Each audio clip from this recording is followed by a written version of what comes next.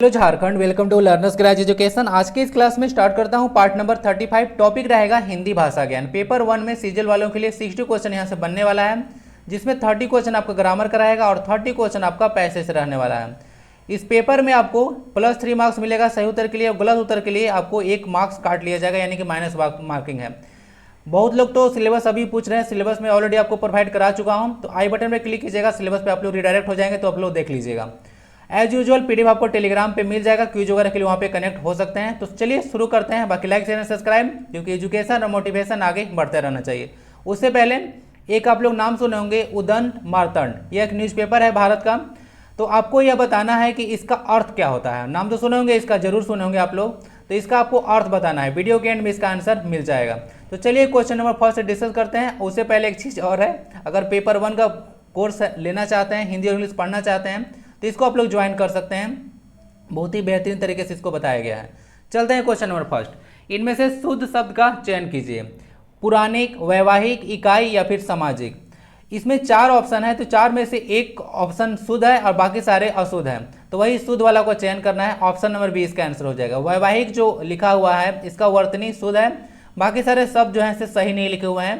पुराणिक नहीं होता है, पौराणिक होता है। इकाई में एक जगह छोटी ही होता है, वहाँ बड़ी ही होता है। कोई सामाजिक नहीं, सामाजिक होता है। इस तरह से अशुद्ध और शुद्ध वाक्य भी आपसे शब्द ही पूछते हैं। पुराणिक नहीं, पौराणिक होगा। इकाई में यहाँ पे छोटी ही लगेगा, पहले वाला यूज होगा और दूसरा वाला बड़ी होगा। सामाजिक नहीं, सामाजिक यूज करना है। तो इस तरह से शुद्ध और अशुद्ध शब्द से भी क्वेश्चन पूछे जाते हैं, ध्यान रखें। आंसर इसका बी हो चुका है। चलते हैं क्वेश्चन नंबर 2 की ओर। इनमें से किसमें जातिवाचक संज्ञा नहीं है। जाति संज्ञा के बारे में तो जानते हो, किसी भी व्यक्ति, वस्तु, स्थान वगैरह के भाव नाम के आप लोग संज्ञा बोलते हैं। टोटल 5 तरह का संज्ञा अगर होता है, जातिवाचक संज्ञा, व्यक्तिवाचक संज्ञा, समूहवाचक संज्ञा, द्रव्यवाचक संज्ञा, भाववाचक संज्ञा। टोटल 5 हो गया। तो जातिवाचक संज्ञा कौन नहीं है, तो जातिवाचक संज्ञा क्या होता है, हिंदी अंग्रेजी में इसको कॉमन नाउन आप लोग बोलते होंगे। तो कोई भी कॉमन चीज का नाम वगैरह होता है, तो वहाँ पे जैसे जातिवाचक संज्ञा हो जाता है। वर, वधु, आभूषण या प्रतिष्ठा। इसका आंसर डी हो जाएगा। प्रतिष्ठा जो है जातिवाचक संज्ञा का एग्जाम्पल नहीं है। यह भाव के बारे में बताता है, यह भाववाचक संज्ञा है। क्या है, यह भाव के बारे में बता रहा है, यानी कि भाववाचक संज्ञा का एग्जाम्पल है। अंग्रेजी में इसको आप लोग एब्स्ट्रैक्ट नाउन के नाम से जानते हैं। ओके, तो इसको आइडिया रखें। लड़कपन, बचपन, बुढ़ापा, जवानी सब तो पढ़े होंगे, सब आपका भाववाचक में आता है। आभूषण, पता है एक इंपॉर्टेंट क्वेश्चन पूछते हैं। अलंकार का तो नाम सुने होंगे, अलंकार, फिगर ऑफ स्पीच वगैरह। तो अलंकार का अर्थ यही होता है, आभूषण या गहना। ठीक है, याद रखें। चलते हैं क्वेश्चन नंबर नेक्स्ट की ओर।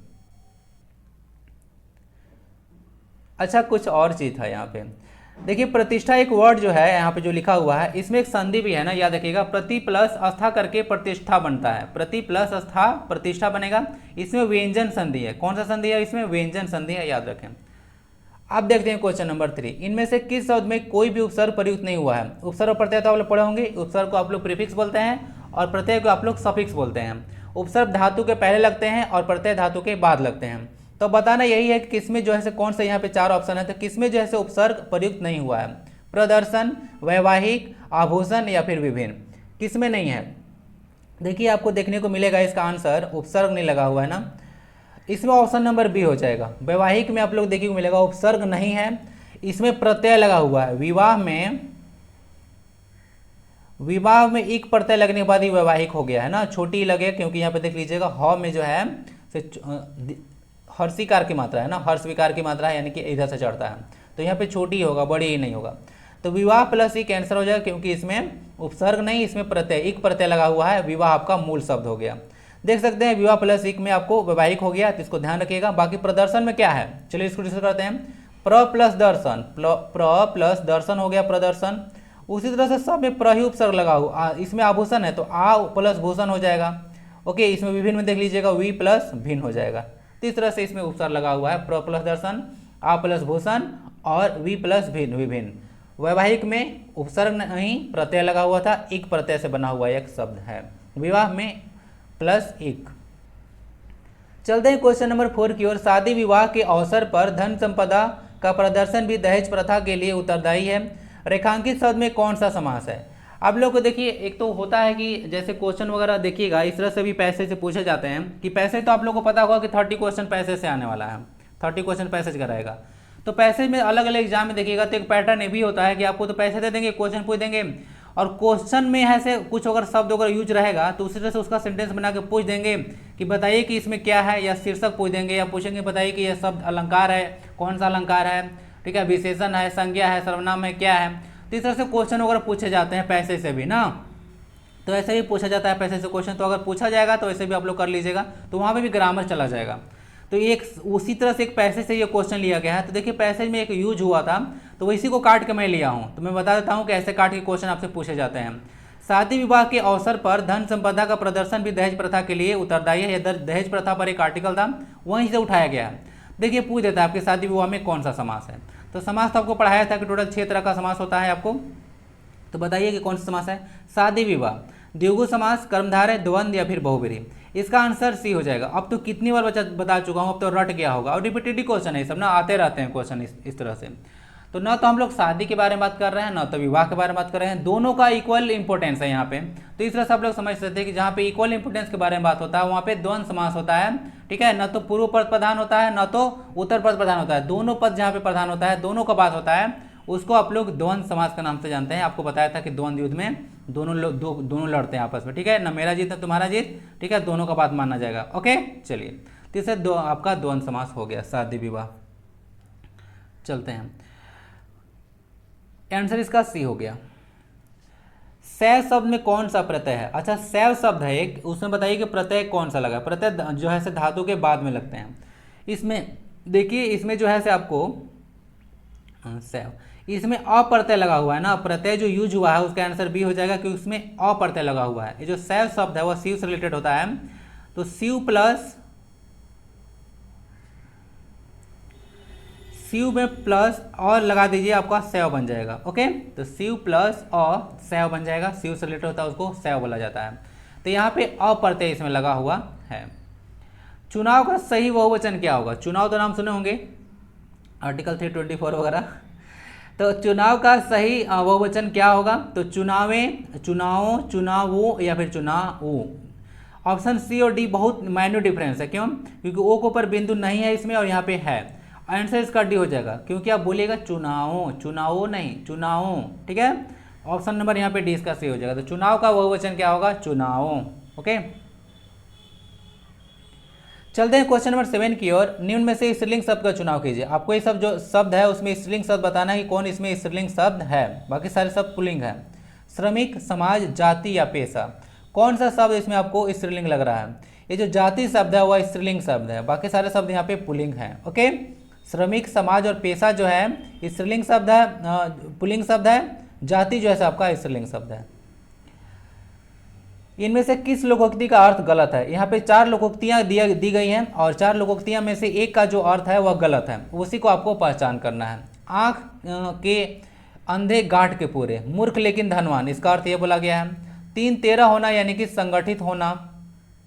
एक टकसाल के ढले हैं, एक बोला जाता है। सब एक जैसे हैं, आगे नथ न पीछे पाखा, मतलब होता है बंधनहीन। क्या इसका मीनिंग होना चाहिए। देखिए 3-13 होने का मतलब होता है तितर बितर होना, संगठित होना इसका अर्थ नहीं होता है। 3-13 होना मतलब 3 समझिए कि 13 हो गया, यानी कि सब तितर बितर हो गया। ऑप्शन नंबर बी इसका सही आंसर हो जाएगा। तो बी यहाँ पे इसका गलत अर्थ था। 3-13 होने का तात्पर्य होता है तितर बितर होना, ना कि संगठित होना। जस्ट उल्टा मीनिंग आपको दे दिया था। तितर बितर होना का जो है से अपोजिट मीनिंग जाएगा संगठित होना। ओके, अंग्रेजी में इसको आप लोग तितर बितर होना को स्कैटर बोलेंगे। अब इसको आप लोग संगठित होना का एक तरह से बोल सकते हैं ऑर्गेनाइज होना। चलते हैं क्वेश्चन नंबर 9 की ओर। सिंहासन शब्द में कौन सा संधि है। दीर्घ संधि, गुण संधि, यन संधि, अयादि संधि। संधि तो पता होगा कि संधि क्या होता है, सम प्लस धी होता है संधि, और इसमें भी व्यंजन संधि होता है। संधि में कौन सा संधि है, संधि में व्यंजन संधि है, सम प्लस धी ना। चलिए संधि हो गया। संधि का टोटल 3 प्रकार होता है। कौन कौन, स्वर संधि, व्यंजन संधि और विसर्ग संधि। और लेटर देखिएगा तो यहाँ पे आप लोग को जो स्वर संधि होता है उसके 5 प्रकार होते हैं ना, तो याद रखिएगा स्वर संधि के टोटल 5 प्रकार होते हैं। तो सिंहासन शब्द में जो है से कौन सा संधि है। सिंहासन के ऊपर थोड़ा सा मिस्टेक हो गया, इसके ऊपर बिंदु होगा ना, पीडीएफ में सही कर दूंगा। सिंहासन शब्द में कौन सा संधि है, दीर्घ, गुण, यन या फिर अयादि। देखिए आप लोगों को यहाँ पे देखने को मिलेगा इसमें दीर्घ संधि। क्यों, कि इसको पहले आप लोग संधि कीजिए। सिंहासन तोड़िए, इसमें सी प्लस आसन हो जाएगा। क्या हो जाएगा, सी प्लस आसन जोड़िए तो अ आ गया, ठीक है। और यहाँ पे आसन है ना जी, तो अ प्लस आ। तो कोई भी आपको देखिएगा इस तरह से अ प्लस अ या आ प्लस अ, आ प्लस आ मिलता है और उसके बाद दीर्घ बनता है तो वहाँ पे दीर्घ संधि होता है ना, तो यहाँ आ ही बन जाएगा, बना ना, सी हा, हा बना ना, तो सी प्लस आ, ह जो है से हा बन गया, इसमें आकार की मात्रा लग गया। तो इस तरह से देख सकते हैं यहाँ पे दीर्घ संधि हो जाएगा, तो सिंहासन, सी प्लस आसन, सिंहासन। दीर्घ संधि कुछ और एग्जाम्पल देख लीजिए जो कि एग्जाम में आपको इंपॉर्टेंट हो सकता है। शिव प्लस आलय शिवालय, या फिर देव प्लस आलय देवालय हो सकता है ना। नेक्स्ट देख लीजिए गिरी प्लस इंद्र, यहाँ पे ई और ई है, गिरी जोड़ इंद्र, ई प्लस यहाँ भी है, छोटी ईद यहाँ पे दिख रहा होगा, यहाँ पे छोटी है, तो यहाँ पे गिरिंद्र बन गया, महेंद्र बन गया। इस तरह से देखिए पृथ्वीश बन गया, तो इस तरह से देख लीजिएगा, इसमें से भी आपको देखने को मिलेगा दीर्घ संधि का ही एग्जाम्पल है, तो याद रखें सबको। चलते हैं लोक कल्याण में कौन सा समास है, लोक कल्याण में कौन सा समास है। अब यहाँ पे तो हाइफन चिन्ह दिख रहा होगा, तो हाइफन चिन्ह देख के आप लोग जो है मत लगा लीजिएगा कि जो है आपका द्वंद्व समास है, गलत हो जाएगा। लोक कल्याण का क्या तात्पर्य होता है, लोक कल्याण मतलब होता है लोगों का कल्याण करना, लोक का कल्याण करना, लोक यहाँ पे लोगों के लिए प्रयुक्त होता है, तो लोक कल्याण का तात्पर्य होता है लोगों का कल्याण। तो यहाँ पे काके की वगैरह है, तो इसमें तत्पुरुष समास आ जाएगा। आप लोग विभक्ति चिन्ह बताया था ना, टोटल जो है तत्पुरुष समास के भी देखिएगा 6 आपको भेद होता है ना, आपको बताया था कि 6 भेद होता है तत्पुरुष समास का भी, तो उसमें लोक कल्याण मतलब लोक का कल्याण हो जाएगा, तो यहाँ से इसमें तत्पुरुष समास का भेद चला जाएगा, तो इसको देख लीजिएगा। 7-5 करना मुहावरे का क्या अर्थ है, चालाकी से काम निकालना, अधिक घमंड करना, प्रतिकूल कार्य करना, या फिर अत्यधिक लाभ प्राप्त करना। क्या इसका करेक्ट मीनिंग होना चाहिए, 7-5 करना, ठीक है। चलिए देखिए, ये जो 7-5 करना का मतलब होता है चालाकी से काम निकालना, चालाकी से काम निकालना वो होता है आपका 7-5 करना, ओके। देखिए 3-5 करना का दूसरा अर्थ होता है, 3-5 करना मतलब होता है चालाकी करना, क्या होता है चालाकी करना मतलब धूर्तबाजी करने का सेंस में आप लोग 3-5 बोलते हैं, आप लोग तो बहुत यूज करते हैं आजकल, बहुत 3-5 कर रहा है, ओके। तो आप लोग करने के नहीं बताइए जरा। 7-5 करना मुहावरे का अर्थ होता है चालाकी से काम निकालना। आंसर इसका ए हो चुका है। बाकी देख लीजिए, जो घमंड से चूर होना का अर्थ होता है अत्यधिक घमंड करना। उल्टी गंगा बहाना का अर्थ होता है प्रतिकूल कार्य करना। नहीं बोलते हैं कोई अगर उल्टा पुल्टा काम करते रहता है ना, कि धूप में कोई पसीना सुखा रहा है तो उसको बोले कि तुम ना उल्टी गंगा मतलब जैसे उल्टी गंगा बहाते रहो, ठीक है, धूप में पसीना सूखेगा। 3 को 13 करने का मतलब होता है अत्यधिक लाभ प्राप्त करना। तो इस तरह से कुछ कुछ होते हैं, तो इसको आइडिया रख सकते हैं। आंसर इसका ए हो गया, चालाकी से काम निकालना, 7-5 करना। एक और आपको लोकोक्ति देखने को मिल रहा है, अपनी डपली अपना राग। अपनी डपली वाले डपली बजा गाना सुना है ना, तो आप वही डपली बजाया जा रहा है, तो सब कोई अपना डपली बजा रहा है और अपना राग को अलाप रहा है। तो इसका तात्पर्य होता है सब कुछ संगठित रूप से नहीं है, सब कुछ जिधर मन कर रहा है उधर चले जा रहा है, ओके, यानी कि संगठन नहीं है। तो इसको आप लोग बोल सकते हैं कि संगठन का अभाव। तो इसीलिए यह जो है लोकोक्ति यूज होता है, अपनी डपली अपना राग, ओके। दूसरे से मतलब नहीं है कि हम लोग को मिल के बजाना है तो उसमें संगठन वगैरह आएगा या फिर अच्छा म्यूजिक वगैरह निकलेगा, कुछ नहीं, सब अपना अपना म्यूजिक वगैरह बजा रहा है, उन लोग अपना एंजॉय कर रहा है। मुझसे गलती हो गई, इस वाक्य में कौन सा वाच्य है। वाच्य समझते हैं, वाच्य को आप लोग अंग्रेजी में वॉइस के नाम से जानते हैं ना, वॉइस, VOIC, इसको वॉइस बोलते हैं आप लोग। तो ये अपने बताइए कि इसमें कौन सा वाच्य है। वाच्य 3 तरह का होता है, अगर पूछ दे आपसे तो छोड़िएगा मत, बना के आ जाइएगा। 3 तरह का वाच्य होता है हिंदी में, अंग्रेजी में 2 ही होता है, अंग्रेजी में 2 ही होता है, लेकिन हिंदी में 3 होता है। कर्तृवाच्य होता है, कर्मवाच्य होता है, और एक होता है भाववाच्य। तो उसमें भाव की प्रधानता होती है, जैसे कि मुझसे चला नहीं जाता है, वैसे मुझसे उठा नहीं जाता, उससे यह काम किया नहीं जाता, तो इस तरह से भाव आ जाता है। तो इसमें देखिए आप लोगों का कर्मवाच्य हो जाएगा, क्योंकि मुझसे गलती हो गई यानी कि मेरे द्वारा गलती कर दिया गया। अगर सिर्फ रहता कि मैंने गलती की यानी कि कर्ता काम कर रहा है, यहाँ पे कर्ता पे काम किया जा रहा है, उससे गलती हुआ है, मुझसे गलती हो गया है, यहाँ पे कर्म की प्रधानता है, तो यहाँ पे आपको कर्मवाच्य हो जाएगा, ओके। मुझसे गलती हो गई कर्मवाच्य है, मैंने गलती की रहता तब आपको कर्तृवाच्य होता है, यानी कि एक्टिव वॉइस। कर्मवाच्य को आप लोग बोलते हैं पैसिव वॉइस। क्वेश्चन 14, वाक्य प्रकार बताइए। वाक्य प्रकार आपको बताना है। सबसे पहले तो मैं 2 पॉइंट बताता हूँ जिससे क्वेश्चन आपसे पूछ जाते हैं। आपसे पूछेंगे कि रचना के दृष्टिकोण से वाक्य के कितने भेद हैं। तो रचना के दृष्टिकोण से वाक्य के 3 भेद है, तीनों के तीनों भेद यहाँ पे लिखा हुआ है, सरल वाक्य, मिश्र वाक्य और संयुक्त वाक्य।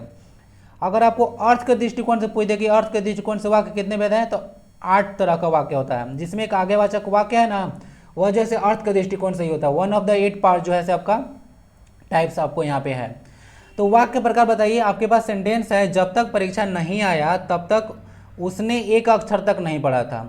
तब तक उसने एक अक्षर तक नहीं पढ़ा था, इसको अंडरलाइन कीजिए। तब तक उसने एक अक्षर तक नहीं पढ़ा था, कब तक, जब तक कि परीक्षा नहीं आया।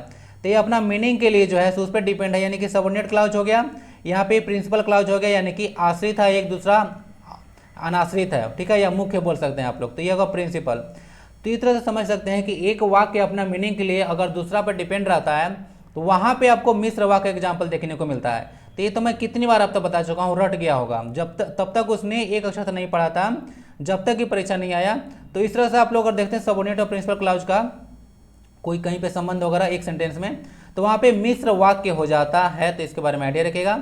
यही मिश्र वाक्य होता है, आश्रित उपवाक्य और मुख्य उपवाक्य से मिलकर बना होता है।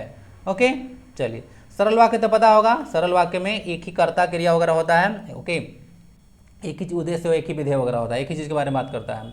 संयुक्त वाक्य में आपको बताया था कि दोनों वाक्य जो होगा ना वो मुख्य उपवाक्य होता है और कोई योजक चिन्ह से जुड़ा होता है, जैसे कि आपको और वगैरह, तथा, ओके, एवं वगैरह, किंतु वगैरह सब बताया था, आपको याद होना चाहिए।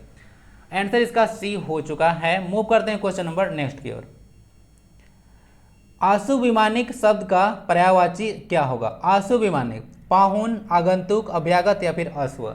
देखिए आशुविमानिक जो होता है ना उसको आप लोग घोड़ा के लिए यूज करते हैं, तो घोड़ा का अश्व हो जाएगा, क्या हो जाएगा? अश्व, तुरंग वगैरह बोल सकते हैं, हो जाएगा। कुछ कुछ अश्व का और पर्यायवाची शब्द देख लें। अश्व, घोड़ा, है भी होता है ना, रविपुत्र, तुरंग, वाजी और फिर सैंधव, ये सब कुछ कुछ होता है। ओके, मैं जब छोटा था ना तो है ऐसे लिखता था।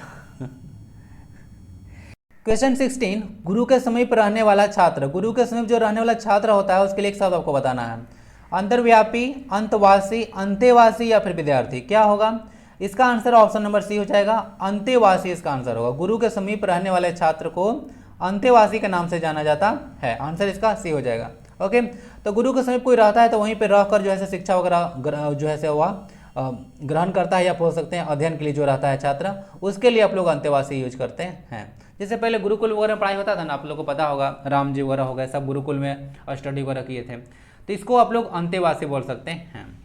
इनमें से कौन सा शब्द एक वचन और बहुवचन दोनों में प्रयुक्त होता है? इसमें एक आपको शब्द दिख रहा होगा जो एक वचन और बहुवचन दोनों प्रयुक्त होता है, वह शब्द है आपका ऑप्शन नंबर सी, या सॉरी डी, यानी कि क्षमा। जो क्षमा शब्द है वह एक वचन बहुवचन दोनों में यूज होता है। इसका जो है क्षमा का क्षमाओं या क्षमाएं नहीं बनता है। ओके, हिंदी में वचन दो ही होता है, एक वचन और बहुवचन, द्विवचन नहीं होता है हिंदी में, वह संस्कृत में होता है। ओके, चलिए बाकी सारा देख लीजिएगा, इस सब का बन जाता है, श्रोताओं बन सकता है, ओके, अध्यापकों बन सकता है, थालियां बनता है, इस तरह से बन जाता है इन लोगों का प्लुरल। क्वेश्चन 18 देखते हैं, भूखों को भोजन कराया गया, इस वाक्य में कौन सा कारक है? तो आपको कारक पहचानना है। टोटल आपको पता होगा 8 कारक विभक्ति चिन्ह वगैरह होता है, तो बताइए कौन सा कारक है इसमें? कर्ता, संप्रदान, संबंध या फिर अपादान। भूखों को भोजन कराया गया, तो यहाँ पे को लगा हुआ है, तो को देखकर आप लोग आंसर लगाइए किसमें? संप्रदान कारक। ओके, कर्ता ने कर्म को भी होता है, लेकिन कर्म को में ध्यान दीजिएगा, काम को करने वाला जो होता है ना उस केस में आपको वहां पे कर्म लगता है।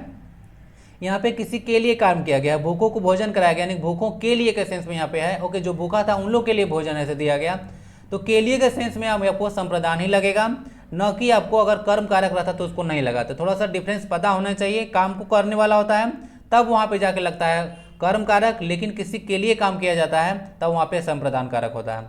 अपदान वगैरह तो पता होगा जुदा होने के सेंस में लगता है, और संप्रदान तो आपको पता होगा संबंध बताने के लिए लगता है। कर्ता नहीं होता है परसर्ग चिन्ह। कारक चिन्ह को जो विभक्ति चिन्ह होता है उसको आप लोग परसर्ग के नाम से भी जानते हैं, याद रखिएगा, इसको परसर्ग चिन्ह भी बोला जाता है ना, परसर्ग, परसर्ग।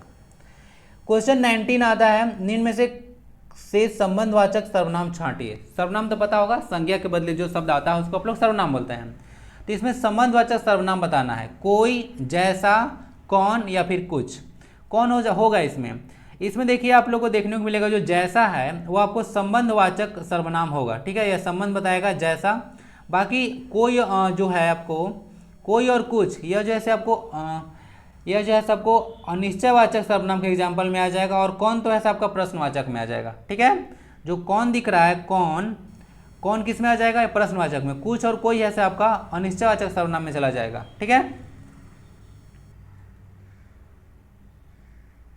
क्वेश्चन, लगातार बारिश हो रही है, इसमें कौन सा विशेषण है? चलिए तो बताइए कि गुणवाचक विशेषण है, अनिश्चित संख्यावाचक विशेषण है, परिमाणवाचक विशेषण है, या फिर क्रिया विशेषण है? इसमें इसका आंसर डी हो जाएगा ना। सिंपल क्यों है, बहुत इजी है, समझ में आना चाहिए। पार्ट्स ऑफ स्पीच आपसे पूछेंगे ना, ठीक है, जो कौन संज्ञा है, सर्वनाम विशेषण है, इस तरह से क्वेश्चन आते हैं। यहाँ पे एक वर्ड है लगातार, आपको दिख रहा होगा लगातार। तो यह बता रहा है कि बारिश कैसा हो रहा है, तो बारिश जो है लगातार हो रहा है। कैट्स एंड डॉग्स आप लोग यूज करते हैं अंग्रेजी में। तो लगातार बारिश जब हो रहा है तो वहाँ पे यह जो है से कोई क्रिया कैसे हो रही है, तो लगातार हो रही है। तो क्रिया के बारे में जो विशेषता बताता है उसको आप लोग क्रिया विशेषण के नाम से जानते हैं। तो बारिश कैसे हो रही है, तो लगातार हो रही है। ओके, तो आंसर इसका डी हो गया। चलते हैं क्वेश्चन नंबर 21 की ओर। वह बीच में ही बोल उठा, वह बीच में ही बोल उठा, क्रिया का भेद बताइए। प्रणनार्थक क्रिया, पूर्वकालिक क्रिया, नाम धातु क्रिया या फिर संयुक्त क्रिया। देखिए वह बीच में ही बोल उठा, तो यहाँ पे आप लोगों को संयुक्त क्रिया का एग्जाम्पल देखने को मिलेगा। क्यों? क्योंकि बोल और उठा दो मिलकर जो है क्रिया बना रहे हैं, तो बोलना और उठना दोनों से मिलाकर बनाया गया है। तो इस तरह से ऐसे संयुक्त क्रिया बन जाता है। नाम धातु क्रिया देखिए क्या होता है, डिस्कस कर ही देता हूँ थोड़ा सा। जैसे कोई धातु वगैरह से जो कि आप लोग संज्ञा सर्वनाम विशेषण वगैरह से अगर कोई चीज़ बनाया जाता है, कोई अगर क्रिया, तो उसको आप लोग नाम धातु बोलते हैं। जैसे बात से होता है बतियाना, जूता से होगा जुतियाना, लात से हो जाएगा लतियाना। तो इस तरह से कुछ कुछ चीज़ बन जाता है, तो उस तरह क्रिया को आप लोग नाम धातु क्रिया बोलते हैं। पूर्वकालिक क्रिया तो मैं आपको पहले भी एक बार डिस्कस किया था शायद। वह नाचकर सो गया, तो नाचकर यहाँ पे क्या है, पूर्वकालिक क्रिया एग्जाम्पल है, क्योंकि एक काम से पहले दूसरा काम होता है, तो वहाँ पे पूर्वकालिक क्रिया का एग्जाम्पल आता है। ओके, तो अपन्यार्थक क्रिया में लिखवाता है, पढ़वाता है। ओके, तो इस तरह से भेजवाता है, इस तरह का सेंस आता है, तो वहाँ पे प्रणनार्थक क्रिया होता है। या क्रिया खुद काम करता नहीं है, कोई दूसरे से करवाता है यहाँ पे ना, तो ऐसा सेंस जाएगा तो प्रणनार्थक क्रिया हो जाता है। आंसर इसका हो जाएगा, कौन हो गया जी, डी हो गया आंसर। ओके, संयुक्त क्रिया का एग्जाम्पल यहाँ पे बोल उठा। ओके, चलते हैं क्रिया कैसे देखिएगा, रचना के आधार पर बताता हूँ, इसे भी क्वेश्चन आपसे पूछ देते हैं। रचना के आधार पर दो ही भेद होते हैं आपको, सकर्मक क्रिया, इस पर सकर्मक समझ लीजिएगा, अकर्मक क्रिया, ठीक है, अंग्रेजी में इसको ट्रांजिटिव बोलते हैं, अब इसको इंट्रांजिटिव बोलते हैं ना। चलिए, तो सकर्मक क्रिया और अकर्मक क्रिया दो ही होता है, अगर कर्म के आधार पर देखिएगा या फिर रचना के आधार पर पूछेगा तब। ओके, चलिए क्वेश्चन 22, नानी कहानी सुनाएगी, इस वाक्य में कौन सा वाच्य है। पुनः वाच्य से क्वेश्चन है, तो बताइए कौन सा वाच्य है, इसमें पता तो चल रहा होगा। इसमें देखिए जो आपका देखने को मिलेगा कर्तृवाच्य है, इसमें जो है आपको कर्तृवाच्य है। क्यों? क्योंकि इसमें कर्ता ही कार्य कर रहा है, नानी ही कार्य कर रही है। नानी कहानी सुनाएगी, या ऐसे भविष्य काल का है, भविष्य के बारे में बात है, तो नानी कहानी सुनाएगी एक जैसे कर्तृवाच्य में है, नानी के द्वारा कहानी सुनाया जाएगा, इस तरह से अगर सेंटेंस रहेगा तब जाके वह कर्मवाच्य बनेगा। नानी के द्वारा कहानी नहीं सुनाया जाता, तो ठीक है, तो इस तरह से आ जाएगा, तो वहाँ भाववाच्य हो जाएगा। अंडरस्टैंड हो गया होगा अब तक। चलते हैं क्वेश्चन नंबर 23 की ओर। इनमें से किस शब्द में ब उपसर्ग का प्रयोग हुआ है। ब उपसर्ग, उपसर्ग कब कैसे लगता है, यह धातु के पहले लगता है। बदबू, बदौलत, बदनाम या फिर बदहजमे, किसमें जो है आपको उपसर्ग लगा हुआ है ब। इसका आंसर हो जाएगा आपको ऑप्शन नंबर बी। क्यों? बदबू, बदबू है जिसमें देखिए लगा हुआ है बद प्लस बू, देखते हैं है या नहीं। जी हाँ, यहाँ पे है बद प्लस बू लगा हुआ है, बदबू। बदौलत में देखिए ब प्लस दौलत है, बदनाम में बद प्लस नाम है, और बद प्लस हजमी बदहजमी होता है। बद का मतलब बुरा होता है ना, ठीक है, बद हजमी मतलब आपका हाजमी जो है, हजमा जो है से बुरा हो गया, तो उसको आप लोग बद हजमी बोलते हैं। बद प्लस नाम, आपका नाम बुरा होगा, ख्याति बुरा हो गया, जिसका नाम हो यही तो बदनाम है नहीं। तो आंसर इसका बदौलत हो गया। ब बदौलत में ब उपसर्ग है, बाकी में बद उपसर्ग लगा हुआ है। ओके, चलिए आंसर इसका बी हो गया। अच्छे से देख लें, इनमें से किस शब्द में प्रत्यय का प्रयोग गलत है। अब कुछ कुछ यहाँ पे चार दिख रहा होगा ऑप्शन, उसमें कहीं ना कहीं एक प्रत्यय का प्रयोग गलत है, तो आपको बताना है कि कहाँ पे जैसे प्रत्यय गलत लगा हुआ है। पढ़ प्लस आई, पढ़ाई। सुंदर प्लस ता, सुंदरता। जलन प्लस आ, जलना। उसके बाद रसोई प्लस ईया, रसोईया। कहाँ पे गड़बड़ है, इसका आंसर डी हो जाएगा। रसोईया में देखिए यहाँ पे रसोई तक तो सही लिखा हुआ था, जो ईया प्रत्यय लगाया है ना, तो ईया में ना छोटी ई और या लगेगा, यहाँ पे ये मिस्टेक था, छोटी ई और या लगेगा, तब जाके यह सही हो जाएगा, रसोईया। इस तरह से ऑप्शन नंबर आपका डी जो है से एक गलत ऑप्शन है, आंसर है, तो गलत जो होगा वही आपको सही हो जाएगा। क्वेश्चन नंबर 24 आता है, हिंदी साहित्य के किस काल को वीरगाथा काल भी कहा गया है। आपको बताना है कि हिंदी साहित्य का कौन सा काल है जिसको वीरगाथा काल कहा गया है। रीतिकाल, वक्तिकाल, आदिकाल या फिर आधुनिक काल। इसका आंसर ऑप्शन नंबर सी हो जाएगा। जो आदिकाल है उसको जो है वीरगाथा काल कहा गया है आचार्य रामचंद्र शुक्ल जी के द्वारा। याद रख सकते हैं, कुछ इंपॉर्टेंट इन्फॉर्मेशन देख लीजिएगा। जो हिंदी जो साहित्य है उसका इतिहास का 8 से लेकर 14वीं शताब्दी के बीच को हजारी प्रसाद द्विवेदी के द्वारा इसको आदिकाल कहा गया है। यही आदिकाल को लेटर देखिएगा जो आचार्य रामचंद्र शुक्ल जी हैं उनको वो जो है से इसको वीर गाथा काल बोले हैं। किसको? आदिकाल को। और जो विश्वनाथ प्रसाद मिश्र है उनको वीर काल उसको नाम दिए हैं। किसको? वही आदिकाल को। ओके, तो ऑप्शन नंबर सी इसका आंसर हो गया, ध्यान रखिएगा। आचार्य रामचंद्र शुक्ल बहुत इंपॉर्टेंट है, आपको पता होगा अंग और अ को याद है, अंग और अ को, या अंग ऐसे बनता है और इस तरह से बनता है, तो अंग और अ को अयोग वाह के नाम से बोले हैं। आपको आइडिया है ना? तो यही आचार्य रामचंद्र शुक्ल जी हैं। चलते हैं क्वेश्चन नंबर नेक्स्ट की ओर। देख लीजिएगा, यही हजारी प्रसाद द्विवेदी जो है डिवीजन वगैरह किए थे 1000 से 1400 के बीच वगैरह में। भक्ति काल का आपको टाइम पीरियड यह है, रीति काल वगैरह था, फिर आधुनिक काल वगैरह का यही चला था कुछ 1900 के बाद। क्वेश्चन 26, हिंदी का प्रथम समाचार पत्र कौन था? कवि वचन सुधा, उदंत मार्तंड, हरिश्चंद्र पत्रिका या फिर सरस्वती?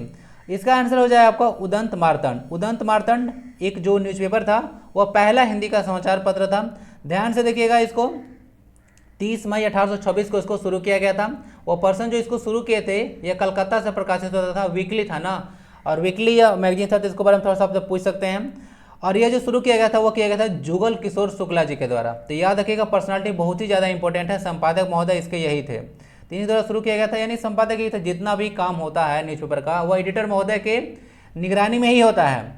जो उदंत मार्तंड था 30 मई 1826 को कलकत्ता शुरू किया, जैसे बताया था। जुगल किशोर शुक्ला इसके संपादक थे। याद रखिएगा, बहुत ही एक इंपॉर्टेंट पर्सनालिटी है, एक साप्ताहिक पत्रिका था, इसको याद रखिएगा। चलिए, आंसर तो हो गया बी। बाकी सारी चीज देख लीजिएगा यहाँ से। जो समाचार पत्र है, जो कवि वचन सुधा है, भारतेंदु हरिश्चंद्र जी के द्वारा शुरू किया गया था 15 अगस्त 1867 को। अब यह क्रांतिकारी पत्रिका था, याद रखिएगा। हरिश्चंद्र जो पत्रिका है वह जो 1873 में दिल्ली से शुरू किया गया था, और जो सरस्वती पत्रिका है 1900 में शुरू किया गया था इंडियन प्रेस प्रयाग के द्वारा। ये सब कुछ चीज़ आइडिया रख सकते हैं। चलते हैं, क्वेश्चन जो आपसे पूछा गया था, जो उदंत मार्तंड जो होता है उसका अर्थ होता है, देखिए अच्छे से, उदंत का मतलब होता है बिना दांत का। क्या होता है? उदंत का मतलब होता है, दंत मतलब दांत होता है, आपको आइडिया होगा। तो उदंत का मतलब होता है बिना दांत का, और मार्तंड का मतलब होता है सूर्य। तो मार्तंड का पर्यायवाची शब्द क्या होगा? सूर्य होगा। तीसरा से इसका अर्थ बन जाता है बिना दांत का सूर्य। क्या होगा? बिना दांत का सूर्य, या इसको बाल सूर्य भी बोल सकते हैं। क्यों? क्योंकि जब कोई छोटा बच्चा वगैरह होता है उसका दांत वगैरह रहता नहीं है। ओके, तीसरा से इसका मीनिंग है। तो उदंत मार्तंड मतलब होता है बिना दांत का सूर्य या फिर बाल सूर्य। ध्यान दीजिएगा, यही आपका उदंत मार्तंड न्यूज़पेपर था, जो कि पहला न्यूज़पेपर था हिंदी का, जो कि भारत में प्रकाशित किया गया था जुगल किशोर शुक्ला जी के द्वारा 30 मई 1826 को। ठीक है, कलकत्ता से, और वीकली न्यूज़पेपर था, इसको आइडिया रख सकते हैं। और ये जो 30 मई डेट है ये काफ़ी ज़्यादा इंपॉर्टेंट है। क्यों? 30 मई को जो हिंदी का जो ऐसे पहला जो समाचार पत्र जब प्रकाशित हुआ, तो इसी के याद में आप लोग हिंदी पत्रकारिता दिवस भी मनाते हैं 30 मई को।